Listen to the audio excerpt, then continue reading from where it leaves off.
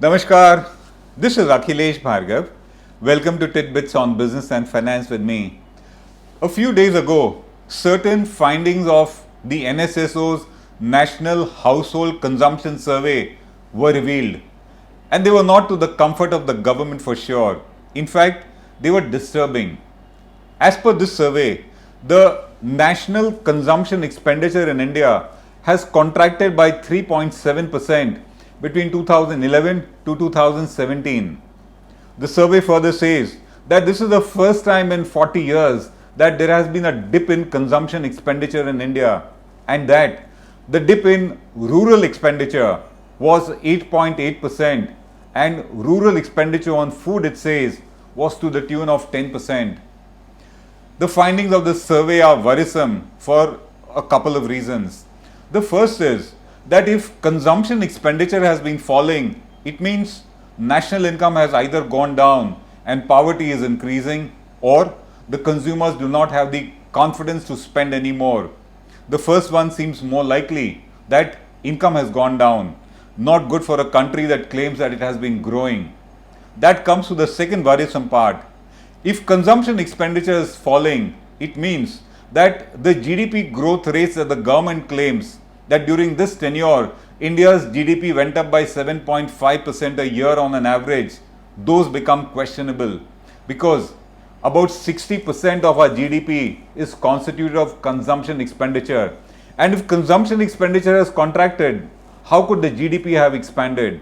So, a worrisome finding which would need further investigation. The government's response was very predictable.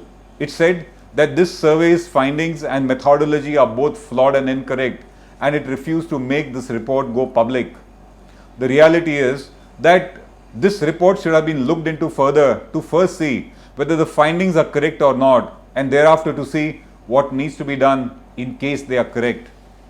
Something similar took place in January 2019. The NSSO came out with a periodic labor force survey report, and as per that report, job creation in India was extremely poor and far below target. At that point of time also, the government junked the report. It said that its methodology is wrong, its findings are wrong, and they are not worthy of a consideration. The point is, surveys can be wrong, but then if there are findings which are not comfortable, the government doesn't let the findings be investigated by other experts to find out whether they are even correct or not.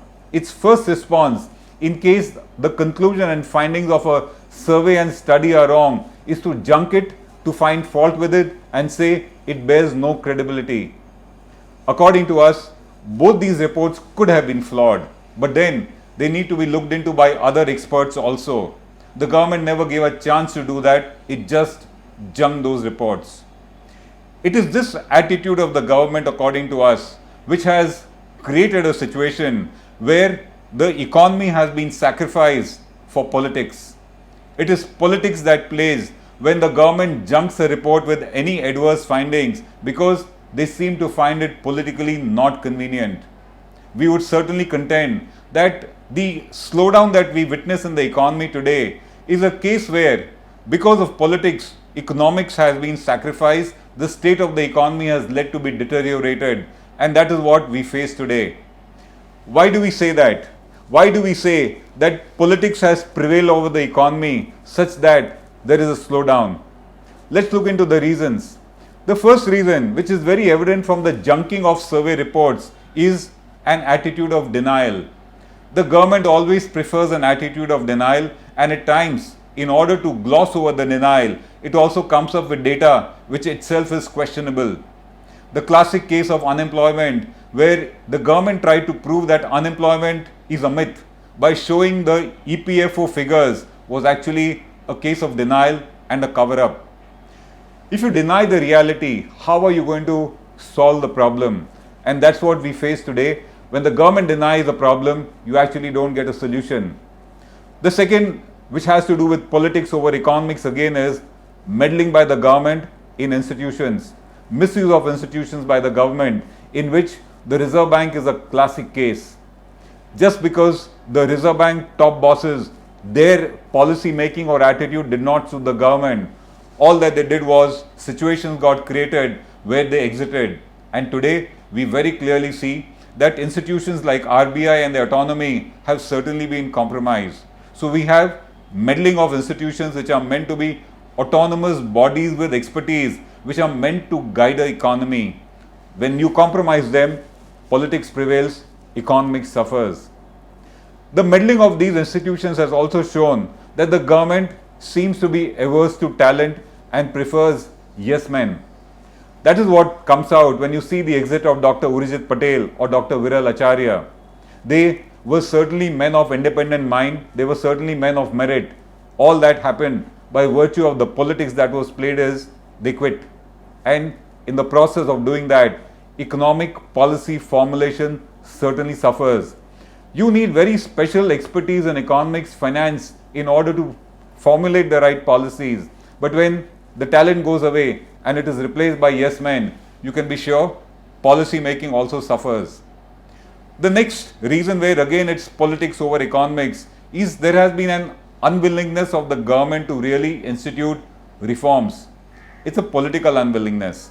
The government keeps tinkering with policy measures, but no serious reform has come where it is needed. We are talking about reforms in land, we are talking about reforms in labor, we are talking in foreign investment, we are talking in truly tax reforms, direct and indirect. There has been no willingness to really institute reforms, and because of that, the economy has been suffering. The further proof of all this comes from the fact that what we are facing today is a structural slowdown in the economy, more a structural, less a cyclical. And because the government has not been willing to reform, it only keeps saying that this is a cyclical slowdown, it's a stopgap, temporary one, which is bound to go by. The reality is, it's a structural slowdown primarily, and we need suitable measures for that, but they are not forthcoming. The other one, which again has to do with politics according to us, is government policies are announced, government programs are announced with a lot of fanfare, but they are hastily announced and the government's administration itself is not well prepared or with it. And in the process of doing that, very well-meaning programs that are announced, take Make in India, take Skill India, good programs, but when good programs come without preparation or they come in a hasty manner, they do not see the light of the day, the economy suffers again, even though those grand announcements make very good politics for the moment.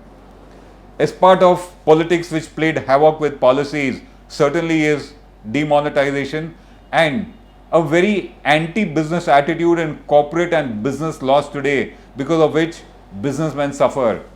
Demonetization was certainly a blunder. It was a political success perhaps, but an economic blunder, and that is being reflected in the state of the economy today.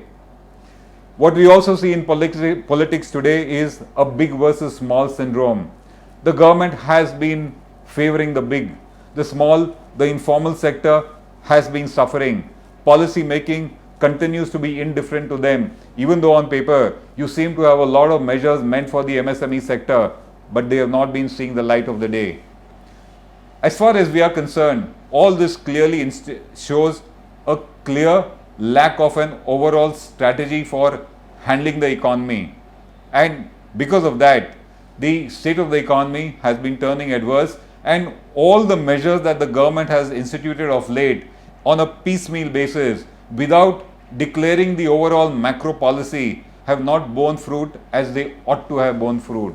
So what you see in this era is the economy has been sacrificed for politics. Politics has certainly been good for the ruling party. They have come back to power with rising numbers, but while those numbers were rising, the numbers in the economy were dipping. It is very easy to say that this has been caused because of a slowdown, a synchronized slowdown in the global economy, but we think that is not quite correct. The Indian economy is a large domestic economy on its own, and this kind of a slowdown indicates that the economic policy making and formulation was not up to the mark. We have more of a man-made slowdown that we are battling at the moment. This is Akhilesh Bhargava signing off till we meet again. Namaskar.